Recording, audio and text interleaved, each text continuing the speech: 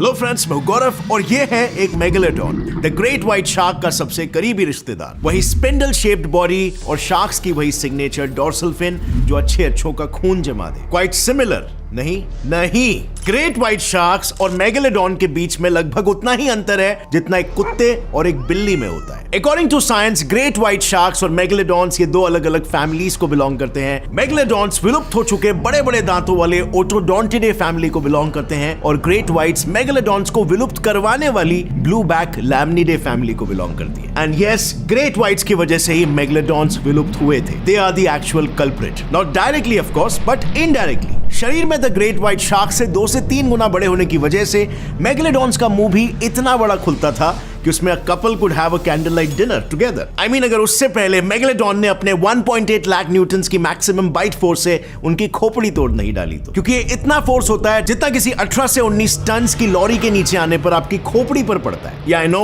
It's damn powerful, but this is all due to their evolution as a beast, जिसने करीब 13 million सालों तक उन्हें पृथ्वी का अनडिस्प्यूटेड किंग बनाए रखा, अंटिल उनके भारी भरकम शरीर की वजह से वो ग्रेट व्हाइट शार्क्स के हाथों विलुप्त हो गए सम 3.6 मिलियन years ago। एक्चुअली हुआ कुछ यूं, आज से करीबन 420 million years ago great whites और मेगालोडॉन्स के कॉमन एंसेस्टर्स क्यूट काइमेरास से डाइवर्ज होकर अपना एक अलग रास्ता पकड़े। वो चाहते थे कि एवोल्यूशन की मदद से अपने अंदर कुछ बदलाव करे एंड देन इवेंचुअली समुद्र के सबसे खूंखार शिकारी बनकर उभरे। इस स्ट्रेटेजी की मदद से वो डायनासोर्स के जमाने वाले late Cretaceous mass extinction event को भी झेल पाए थे। But did that mean they were invincible? Obviously not. इस मैस एक्सटिंक्शन के दौरान उनके नंबर्स भी काफी ड्रास्टिकली नीचे गिर गए थे, बिकॉज ऑफ विच इस इवेंट के बाद कुछ अर्ली शार्क एंसेस्टर्स ने अपना एक अलग रास्ता पकड़ा और फिर से डाइवर्ज हो गए। एक तरफ जहां पर मेगालोडॉन जैसे ओटोडोंटिडे फैमिली के मेंबर्स समुद्र के अल्टीमेट किंग बनना चाहते थे, मॉडर्न शार्क्स की लैमनिडे फैमिली ने चूज किया एक वाइजर ऑप्शन। उन्होंने समय रहते अपने बढ़ते साइज पर रोक लगा दिया and focused on being more quick and agile. अब आई नो ये सुनने में थोड़ा सा स्टूपिड एंड काउंटर इंट्यूटिव लग रहा होगा, बट यू सी, हम ह्यूमंस के केस में भी आज से कुछ 100 साल पहले जो तगड़ा शरीर किंगडम जीतने में मदद करता था, आज वो सिर्फ बॉडीगार्ड्स के तौर पर काम में आता है। आज ह्यूमंस की इस दुनिया में भी राज वही करता है जो तेजी से नए स्किल्स को अपनाता है। यानी टेक्निकली जाने अनजाने में मेगालोडॉन्स ने अपनी जिंदगी खुद ही डिफिकल्ट कर ली थी। अब एक्चुअली में शुरू में साइंटिस्टों ने यह सोचा कि मेगालोडॉन्स का एक्सटिंक्शन आज से लगभग 2.6 मिलियन ईयर्स पहले हुआ था एक सीरीज ऑफ सुपरनोवे एक्सप्लोजन की वजह से, जिसमें एमिट हुए मुऑन रेडिएशंस ने समुद्र में करीब 1 किलोमीटर तक पेनिट्रेट कर लिया था। बट देन पता चला कि मेगालोडॉन के अब तक का सबसे नया फॉसिल भी करीब 3.6 मिलियन साल पुराना है। यानी यस, वो सुपरनोवा बहुत डेडली जरूर था, जैसे हमने हमारे एक पुराने वीडियो में डिस्कस भी किया है, लेकिन वो सुपरनोवा जब अपनी टारगेट्स की हिट लिस्ट बना रहा था, मेगालोडॉन को विलुप्त हुए ऑलरेडी 1 मिलियन साल हो चुके थे, वो भी अपने पेट से बड़ी भूख के मारे। असल में मेगालोडॉन्स को डाइट में रोजाना एटलीस्ट 2 हट्टे कट्टे भैंसों जितना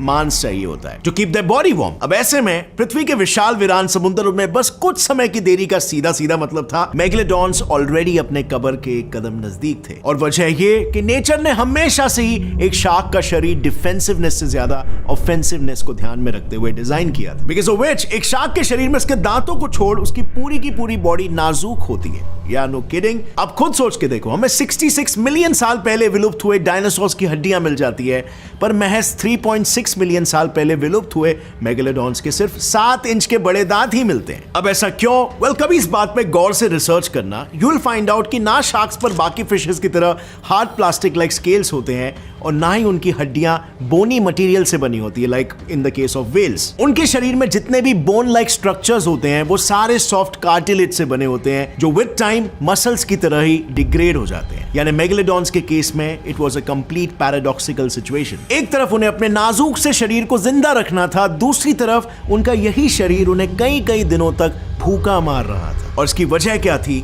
वेल, लेट क्रेटेशियस पीरियड ने डायनासोर्स जैसे रेप्टाइल्स के डोमिनेंस को खत्म करके एक्चुअली व्हेल्स और डॉल्फिन्स जैसे मरीन मैमल्स के लिए मैदान को साफ कर दिया। अब क्योंकि नए जमाने के मैमेलियन फिशेस इंक्लूडिंग व्हेल्स शुरू में आज के मुकाबले छोटे एंड क्विक हुआ करते थे, उनका शिकार करना सिर्फ उस वक्त के ग्रेट व्हाइट शार्क्स के ही एंसेस्टर्स के लिए आसान था। and not the megalodons. और नतीजा, towards the beginning of the Pliocene epoch itself, यानी कि नजदीक आते ice age, resulting food shortage और अन्य शार्क से कंपटीशन, ऐसे कई रीजंस के चलते फाइनली मेगलोडॉन्स विलुप्त हो गए और इवेंचुअली इसके बाद से ब्लू व्हेल्स को बढ़ने का मौका मिल गया। वेल यस, आपने सही सुना। आज जहां ब्लू व्हेल्स 2 वोल्वो बसेस की टोटल लेंथ से भी ज्यादा लंबी होती है, वहीं मेगलोडॉन्स यूं समझ लो चाहे कितने भी बदनाम क्यों ना हो, एक बस के आगे एक ऑल्टो खड़ी कर सकते हैं, इतने ही लंबे हुआ करते थे। यानी पूरे पृथ्वी के इतिहास में क्लियरली अब तक का सबसे बड़ा जीव ब्लू व्हेल ही है and it is still living. पर ये हमेशा से इतने बड़े नहीं हुआ करते थे। आज से 5 से 6 मिलियन साल पहले जब ज्यादातर marine creatures including some whale species like dolphins अपने वही पुराने तौर तरीकों से शिकार कर रहे थे, like using sharp teeth and stuff, एक ग्रुप ऑफ व्हेल्स ऐसा भी था जिसने पेट भरने का एक अपना यूनिक तरीका ही खोज लिया। इस तरीके का नाम साइंटिस्टों ने रखा है लंज फीडिंग। इन बेलीन व्हेल्स कही जाने वाली व्हेल्स ने सोचा कि देखो आइस एज करीब आ रहा है और फूड शॉर्टेज का खतरा बिल्कुल सर पर है, सो क्यों ना इन बड़े शिकारियों के कंपटीशन से ही अलग हो जाया जाए। उन्होंने अपनी आरी जैसे तेज दांत गिव अप कर दिए और अपना ईटिंग हैबिट बाइटिंग टाइप से सक्शन टाइप में कन्वर्ट कर लिया। यानी अब instead of eating the secondary consumers of the energy pyramid जिनमें कम कैलोरीज होती है,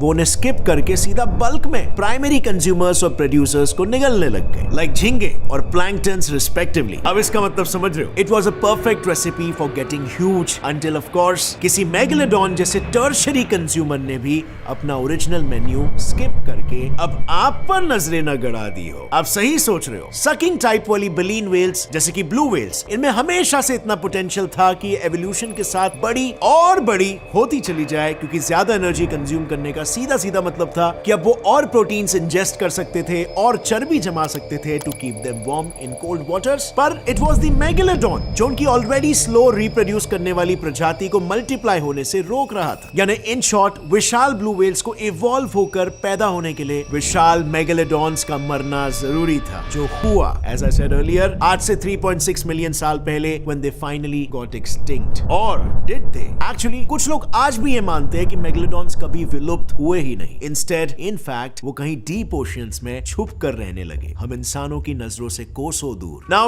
I don't know आप इस हाइपोथेसिस को कितना मानते हो, पर मेरे हिसाब से तो ये किसी फैंटासाइज्ड एलियन कॉन्स्पिरेसी थियरी से अलग नहीं है। I mean, presently, जहां हम इंसान अपनी अंधाधुंध फिशिंग प्रैक्टिसेस के चलते कंपैरेटिवली कम फिशेस खाने वाली मॉडर्न शार्क्स को भूखा मार रहे हैं, तो व्हाट आर द चांसेस कि ऐसे तेजी से घटते फूड सोर्सेज वाले सिचुएशन में कोई मेगलोडॉन जिंदा भी रह पाएगा? Next to zero. बिसाइड्स, एक ऑर्डिनरी शार्क अपनी पूरी लाइफ टाइम में एटलीस्ट 40,000 दांत शेड करती है, जस्ट लाइक कोई सांप अपना खाल शेड करता है। पर क्या हमें रीसेंट टाइम्स में उसके कोई दांत या फिर कोई और अंग या फिर किसी वेल वगैरह पर उसके बाइट मार्क्स मिले हैं? Not even one from the current times. So how is that even possible कि इतना बड़ा क्रीचर समुद्र की गहराइयों में कहीं छुप कर बैठा है और उसका एक छोटा सा भी सबूत हमें आज के तारीख में नहीं मिला? वेल, मैंने इस बारे में काफी सोचा एंड देन आई रियलाइज कि कोई भी कॉन्स्पिरेसी थियरी पूरी तरीके से झूठ नहीं होती है। उसका बेस हमेशा किसी फैक्ट पर बेस्ड होता है। मिसाल के तौर पर 60s के दशक में यूएस के लोग बस एवे ही यूएफओ साइटिंग्स की बात नहीं कर रहे थे, उन्होंने जेन्युइनली अनआइडेंटिफाइड फ्लाइंग ऑब्जेक्ट्स यानी कि यूएफओ देखे थे। It was later when they found out कि वो साइटिंग्स असल में यूएस एयरफोर्स और सीआईए के secret joint project U-2 aircrafts के थे, जिन्हें वो रशिया पर सीक्रेटली स्पाई करने के लिए बना रहे थे। यानी हो ना हो ऐसे ही कोई तो फैक्चुअल बेस पर मेगलोडॉन से जुड़ी अफवाहें भी बनी होगी। अब सवाल ये है